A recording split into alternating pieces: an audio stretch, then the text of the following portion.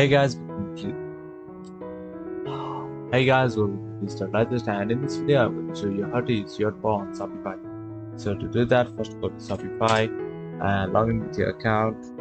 And once you're in your account, all you have to do is click on ads, and here we can see the install app. So from here, so this is my Yotpo account connected to my Shopify.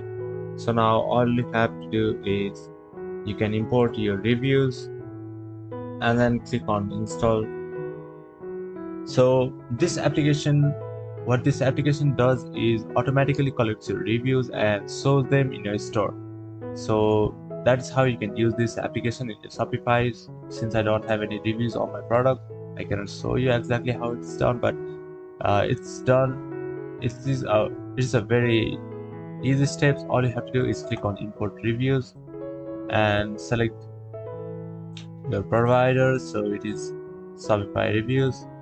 Click on select file, and then from here you can just download it, and then from here you can just import your Shopify reviews and show them on your store. Thank you for watching this video, and I'll see you on the next one.